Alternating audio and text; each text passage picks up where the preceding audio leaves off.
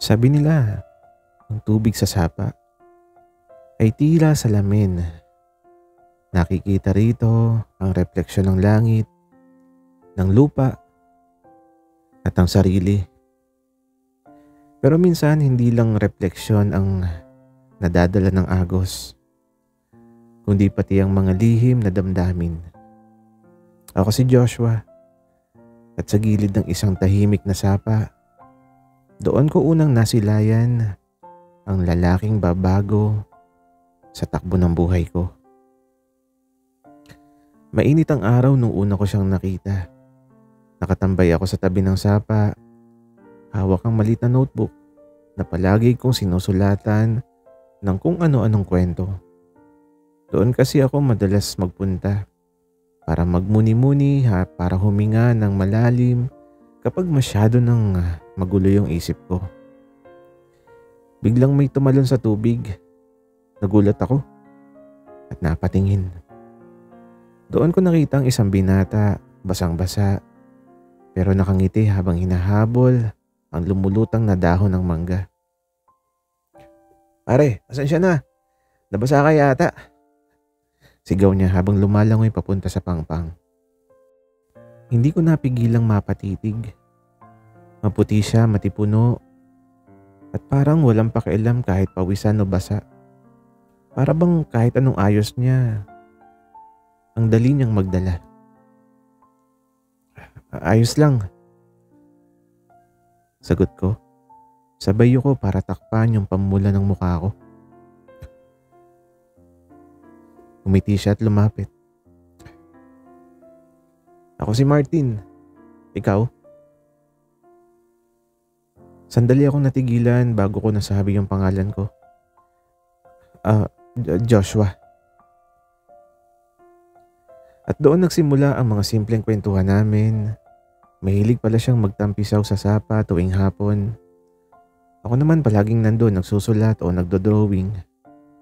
Di ko alam kung aksidente o tadhana pero halos araw-araw nagkakasabay kami. Minsan naglalambitin siya sa mga sanga para tumalon sa tubig habang ako'y nakaupo lang sa gilid habang nanonood.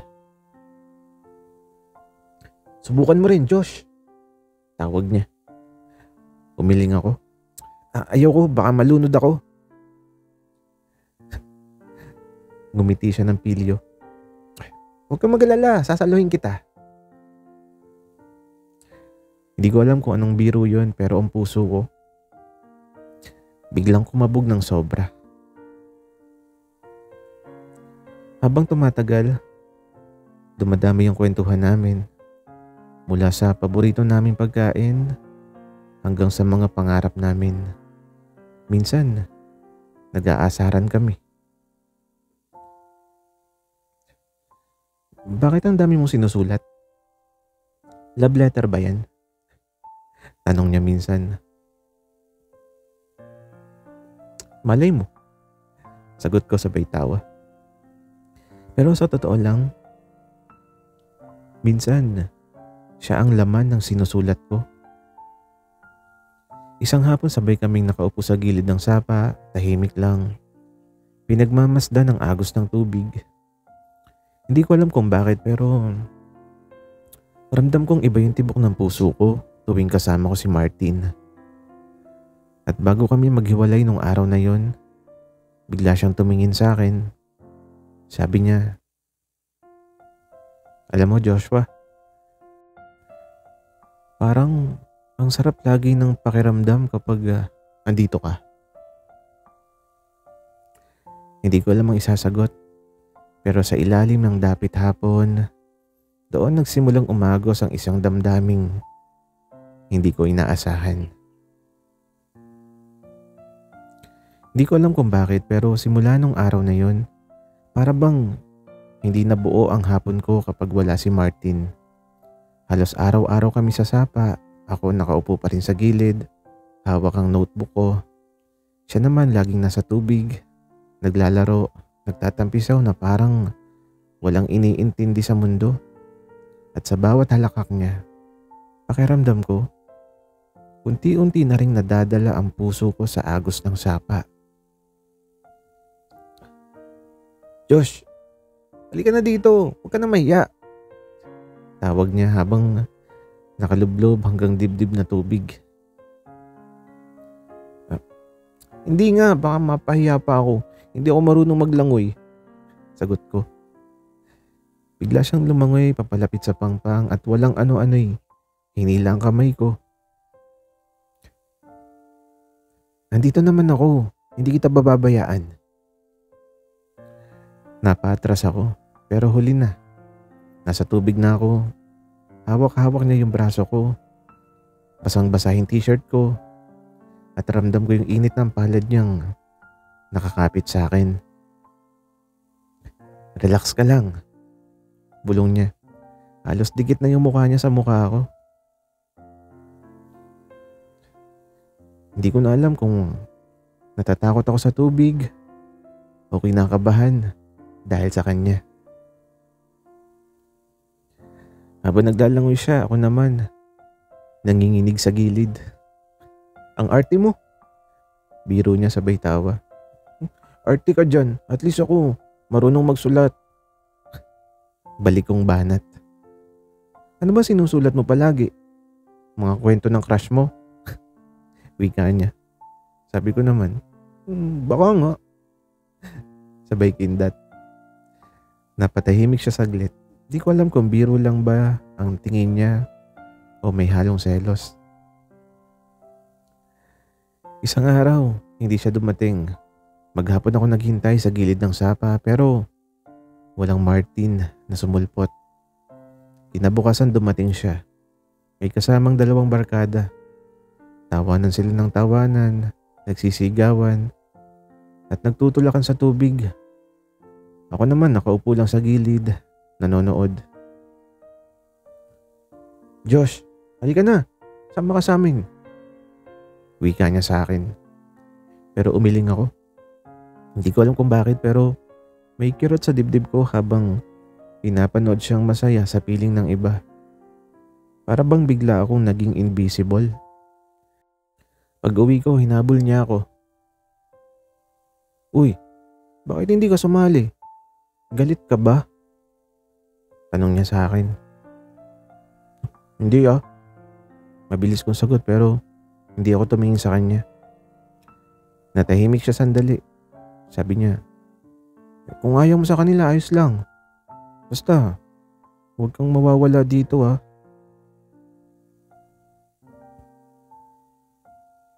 Habang naglalakad kami pa uwi,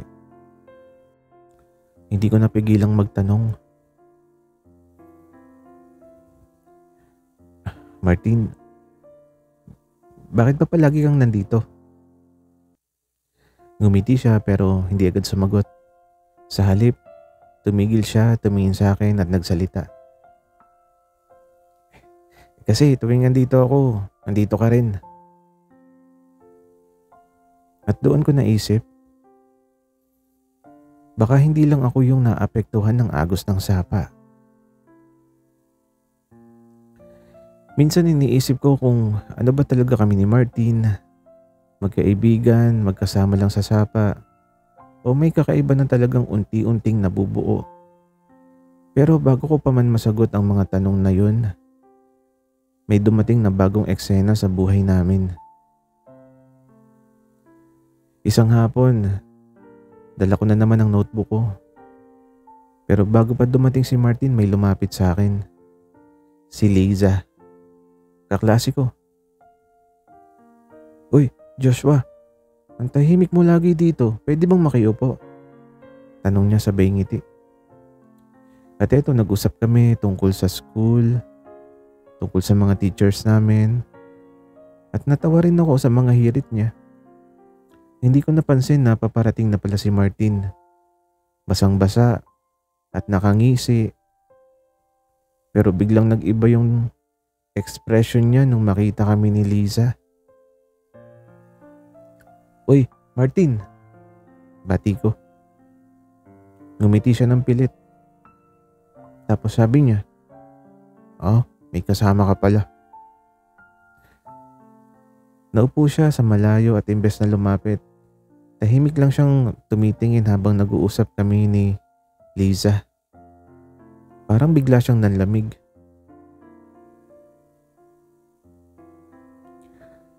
Pagkaalis ni Lisa, lumapit ako kay Martin. Oh, bakit parang hindi ka nagsasalita? May problema ba? Umiling siya tapos sabi niya, "Oh, wala. Masaya ka naman kanina eh. Hindi na kita istorbohin." Martin naman, kaibigan ko lang si Lisa. Wala yun. Kaibigan lang. Bakit parang ang saya mo kapag siya yung kasama mo? Napakunot ang noo ko. Sabi ko, ano bang problema kung masaya ako? Hindi siya sumagot. Tumalo na lang siya ulit sa tubig at lumangoy palayo. Naiwan akong nagtataka pero sa loob-loob ko, ramdam kong may nagselos sa boses niya. Kinabukasan, hindi ko na siya nadatnan. Akala ko tuloy na siyang lumayo. Pero sa pagsapit ng dapit hapon, bigla siyang lumitaw mula sa kabilang pangpang. Basa na naman, hawak ang isang dahon ng bayabas. Nilapitan niya ako at inabot yung dahon. Para sa'yo. Wika niya at ito natawa ako. Ano to? Bulaklak? Hindi gamot yan. Baka kasi sumakit yung tiyan mo sa kakaisip kung bakit nagtatampo ako.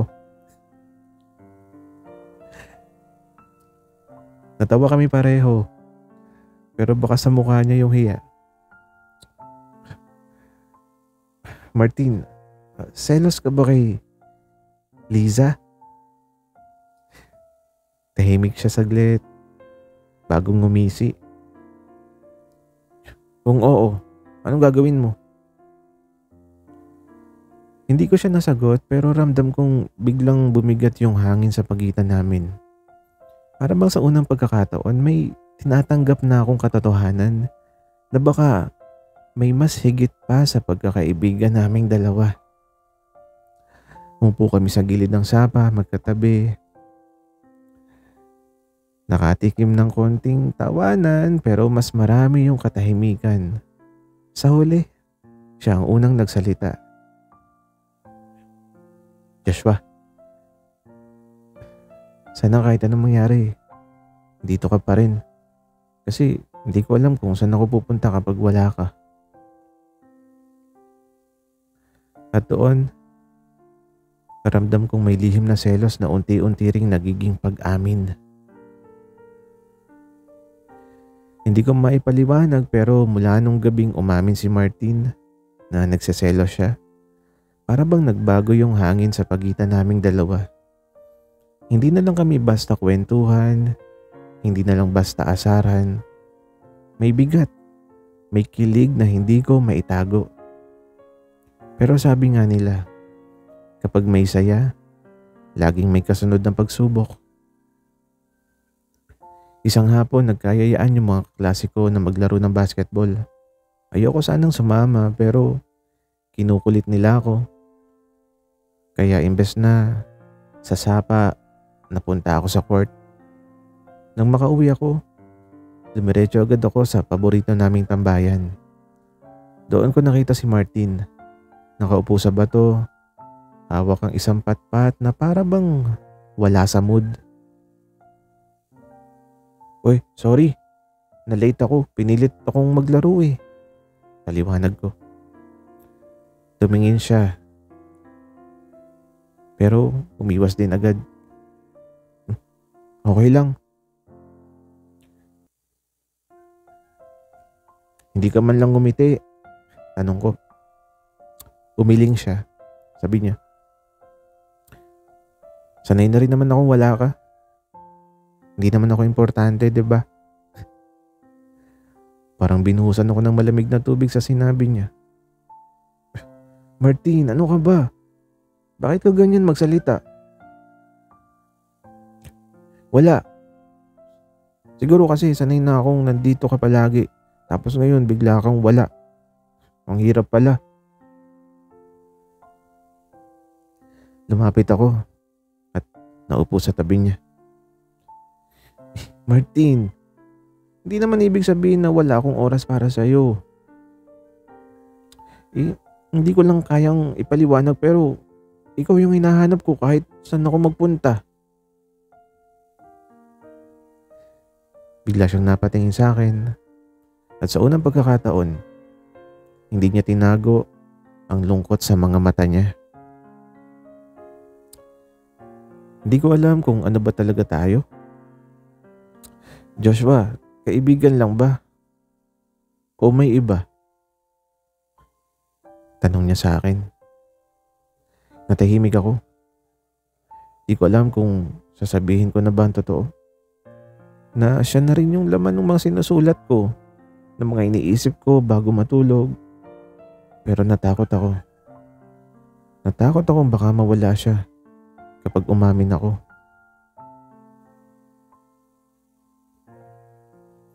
Biglang tumayo si Martin at nagsimulang maglakad papasok sa tubig. Kung hindi mo kayang sagutin, okay lang basta andito pa rin ako. Tumayo ako at hinabol siya. Martin, teka lang. Hinawakan ko yung braso niya at tumigil siya sa gitna ng sapa. Basang-basa.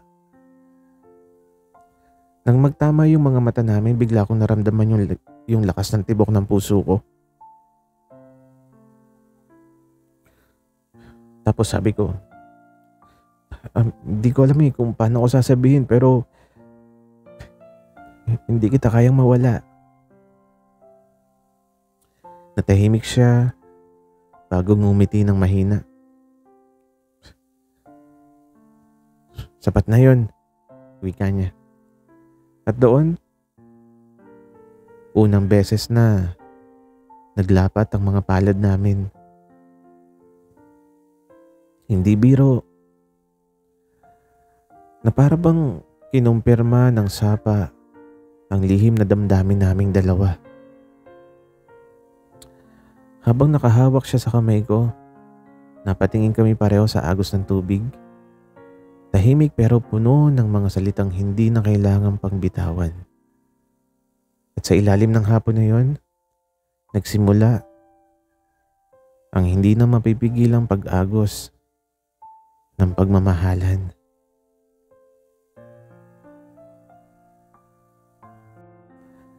Akala ko, nung hawakan ko yung kamay ni Martin, tapos na lahat yung pag-aalinlangan. Pero doon pala nagsisimula ang tunay na pagsubok. Kung gaano kabilis ang agos ng tubig sa sapa, ganon din kabilis ang pagdating ng selos sa pagitan naming dalawa. Isang hapon dumating ako sa sapa na puno ng saya. Hawak ko pa yung bagong ballpen na binili ko. Bala kong ipakita kay Martin pero laking gulat ko nung datnan ko siya doon. May kausap na ibang tao. Isang binata, moreno, matangkad, at halatang sanay sa bukid. Nakatayo sila sa pangpang, nagtatawanan at halatang komportable na agad. Uy, Josh! Si Carlo. Pinsan ng barkada ko. Dito raw muna siya sa bayan. Masiglang wika ni Martin. Ngumiti si Carlo, nakipagkamay sa akin. Ikaw pala si Joshua. Lagi ka raw kasama ni Martin dito. Napatango ako. Pero may kung anong kirot sa dibdib ko. Ang saya nilang tingnan. At para bang ako yung nawalang bigla sa eksena. Habang nag-uusap sila, hindi ko maiwasang hindi makinig. Lahat ng biro ni Carlo, sinasagot ng tawa ni Martin. Lahat ng kwento niya, sinasakyan ni Martin. Parang ako yung naging panauhin sa lugar na dati amin lang. Joshua, tahimik mo naman, tanong ni Martin. Wala, nag-iisip lang. Sagot ko, pero sa totoo lang, nagsiselos na ako. Kinabukasan, hindi ako nagpunta sa sapa. Ayoko munang makita silang magkasama.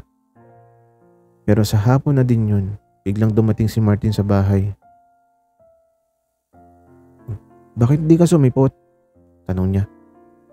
Halatang may inis sa tono. Busy lang. Sagot ko naman. Busy o ayaw mo? Kasi may kasama akong iba. Napatigil ako. Tumama yung tingin namin. Martin, bakit kailangan mo pang maghanap ng iba? Hindi ba sapat na ako lang? Nagulat siya sa sinabi ko. Tahimik siya sandali at bago sumagot. Hindi ko naman siya hinahanap, Joshua. Kaibigan lang si Carlo, pero ikaw yung palagi kong hinahanap. Natahimik kami. Pero sa loob-loob ko ramdam kong unti-unti kong nakikilala yung sarili kong damdamin at pati yung sa kanya. Huminga ako ng malalim. Sabi ko, pasensya na. Di ko kasi alam kung saan ako lulugar. Natatakot lang akong baka isang araw mawala ka. Ngumiti siya, hinawakan yung balikat ko. Sabi niya, kung mawawala man ako, ikaw lang yung dahilan kung bakit. Kaya huwag kang matakot, Joshua. Dahil habang andito ako, habang andito ka, hindi ako mawawala. Kinagabihan, nagbalik kami sa gilid ng sapa. Tahimik kaming nakaupo, magkadikit ang balikat sa dilim ng paligid, tanging agos ng tubig at pintig ng puso namin ang maririnig. At sa loob ng katahimikan, naramdam ko, hindi lang basta kaibigan ang tingin niya sa akin. Sa bawat araw na lumilipas, mas lumalim yung connection namin ni Martin. Pero kung gaano kalalim ang sapa, ganun din pala kalalim ang sugat kapag nasaktan. At doon namin naranasan ang unang malaking pagsubok.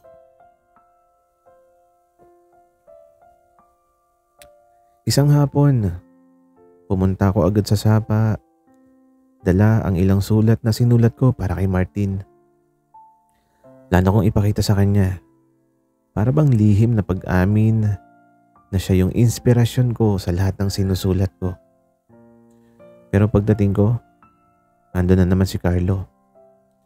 At hindi lang basta nandun, magkasama silang tumatawa, naglalambitin sa sanga, at para bang wala ng ibang tao sa paligid.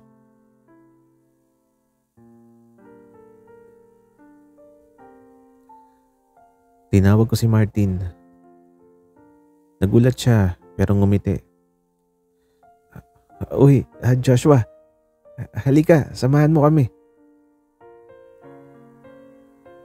Hindi na. Malamig kong sagot. Napansin niya agad ang tono ko.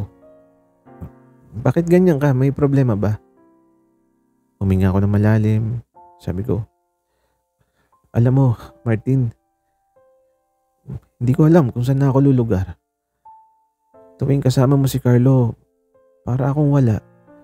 Para akong hangin na dumadaan lang. Biglang natahimik ang paligid. Si Carlo nagpaalam agad at umalis. Halatang nahulaan ng tensyon at naiwan kaming dalawa. Joshua, ano bang iniisip mo? Kaibigan ko lang si Carlo. Wika niya. Kaibigan lang?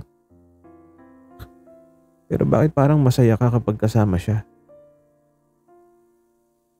Bakit parang hindi ako sapat?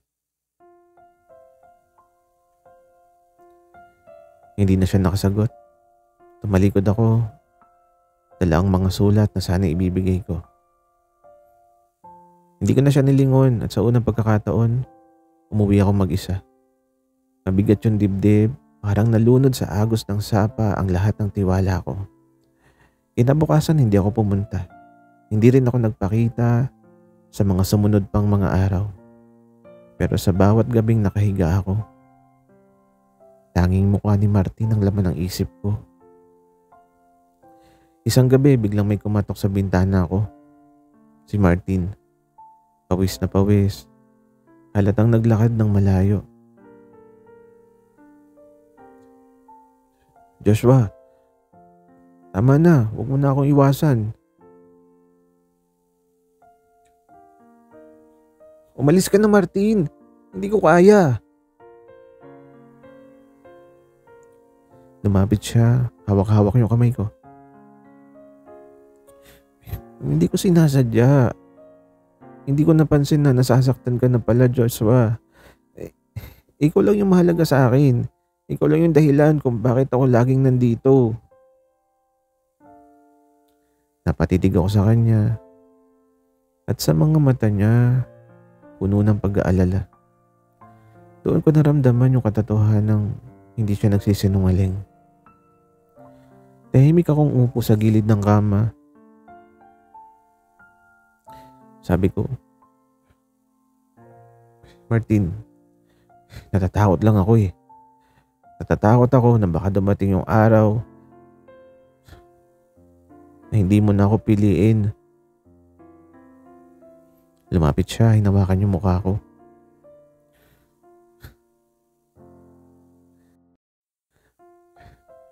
Kung papipiliin ako ng kahit sino sa mundo, ikaw pa rin yung pipiliin ko. At bago pa ako nakasagot, marahan niyang idinikit ang noo niya sa noo ko. Hindi halik, pero sapat na para pasabugin ang dibdib ko sa kilig.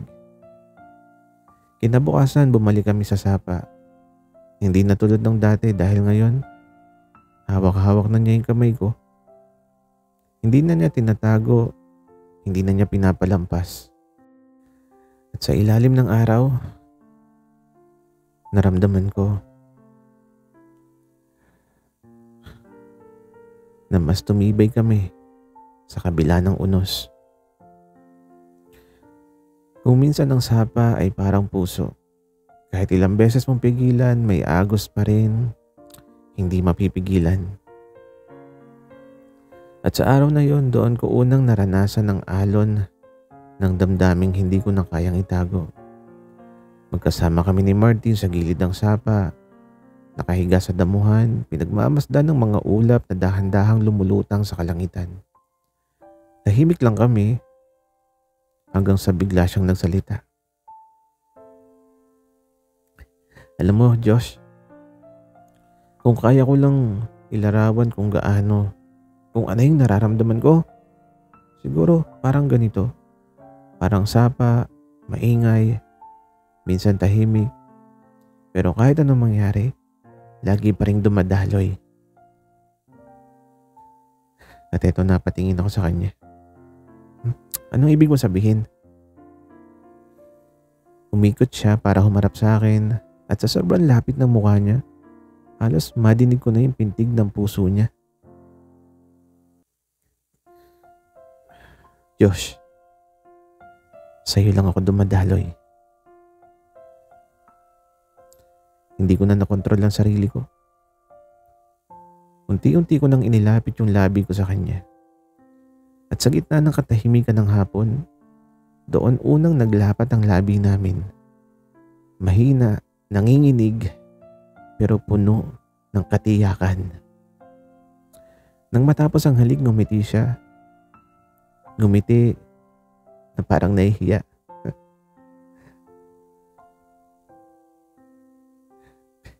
Kanina ko pang gustong gawin yun, pero natatakot ako. Baka layuan mo ako. Wika niya.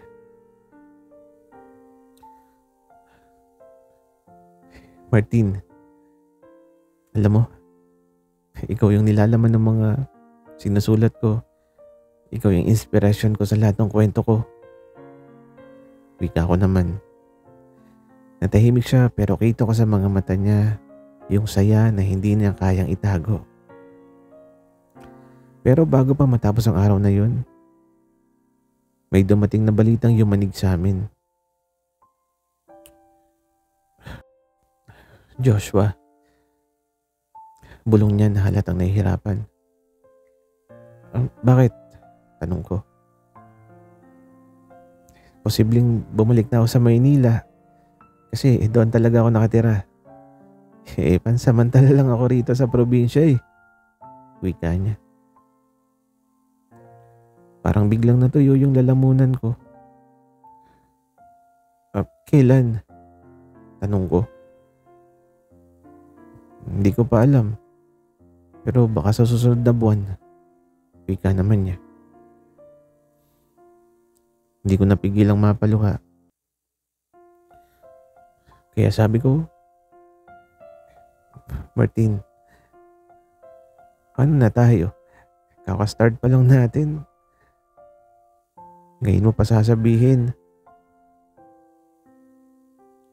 Hinawakan niya yung kamay ko, mahigpit, at sabi niya, kahit saan ako mapunta, Joshua, hindi kita iiwan. Babalik at babalik ako dito. Dahil ikaw yung dahilan kung bakit ayaw kong umalis. Niyakap ko siya ng mahigpit sa gilid ng sapa. Para bang ayaw ko nang pakawalan at habang dumadaloy ang tubig, pinangako ko sa sarili ko. Kahit saan siya dalahin ng tadhana, hindi ko siya hayaang tangay ng agos palayo sa akin.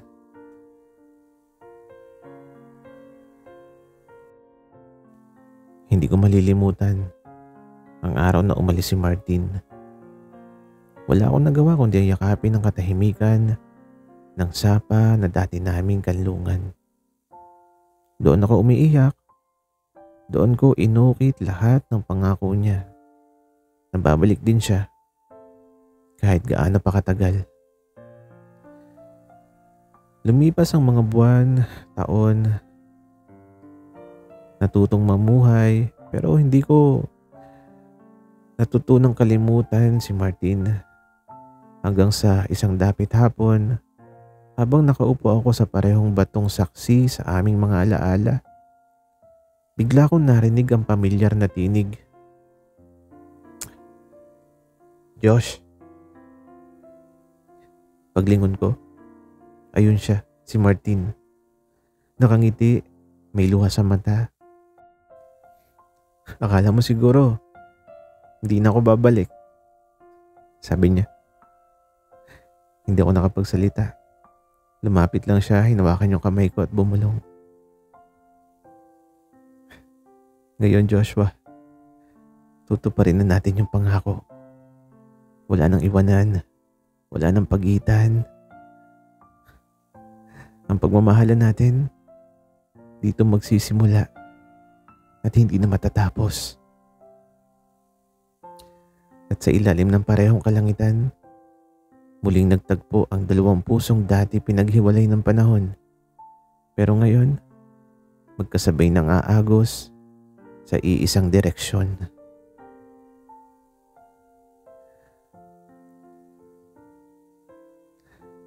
At kung may natutunan ako, ito yung pinakamahalaga.